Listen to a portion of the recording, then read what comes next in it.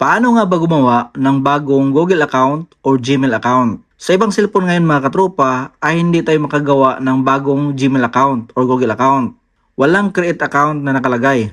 Iwan ko lang kung bakit mga katropa, pero may nakita akong mga cellphone na walang nakalagay na create account. Ang nakalagay lang is sign in. So kailangan may nagawa ka ng account bago ka makaproceed at i-sign in mo sa bago mong cellphone. So pati yan mga katropa ay tuturo natin kung paano. So unang-una mga katropa, para makagawa tayo ng bagong Google account or Gmail account, punta tayo sa settings ng ating cellphone. Open lang natin at scroll lang natin pababa. Hanapin natin itong users and accounts. Ito mga katropa. Click lang natin. At dito mga katropa, hanapin natin itong add account. Ito, click natin. At dito mga katropa, piliin natin ang Google. Ito mga katropa, click natin.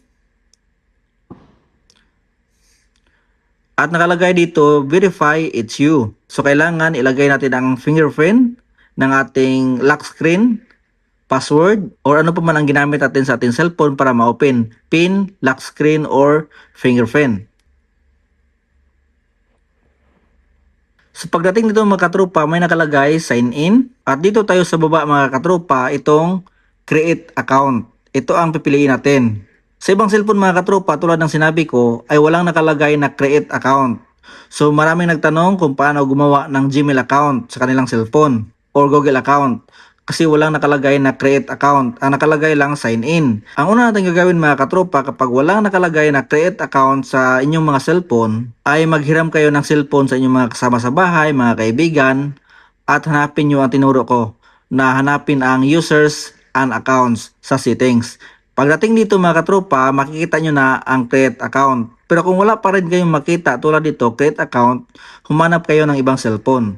Basta hanapin nyo itong create account. Punta kayo sa settings, users and account. Tapos dito mga katropa, create account.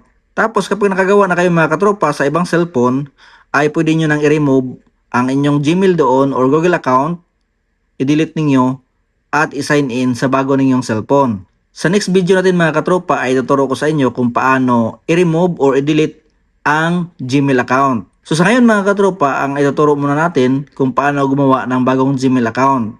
Click itong create account at piliin itong for my personal use. Dito mga katropa, ilagay lang natin ang ating pangalan. Dito naman sa last name mga katropa, optional lang. Pwede ninyong lagyan or hindi na. Pagkatapos, i-click itong next. Tapos ilagay ang birthday, month, day, tapos dito sa year. Tapos dito naman mga katropa sa gender, click natin. Pagkatapos, click itong next.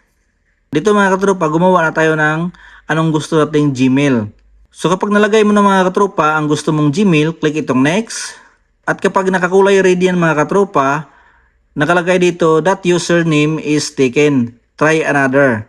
So ibig sabihin ay may gumamit na sa ganitong Gmail. So hahanap tayo mga katropa ng iba pang Gmail. Okay? So i-try natin ito mga katropa kung tanggapin ni Google.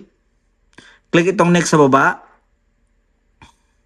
So kapag ganito na mga katropa, ibig sabihin natanggap ang ating Gmail at dito mag-create na tayo ng password. So kapag nakagawa ka na ng gusto mong password mga katropa, click itong next. Nakalagay dito, review your account info. So kapag tama na mga katropa, click mo lang itong next sa baba. At scroll mo lang pababa, hanapin mo lang itong I agree. So ngayon mga katropa, nakagawa na tayo ng bagong Google account or Gmail account. Pwede natin gamitin mga katropa sa ating YouTube, sa Play Store, or sa ano pa mang application. Sa next video natin mga katropa ay ituturo ko sa inyo kung paano i-remove or i-delete ang mga Gmail account.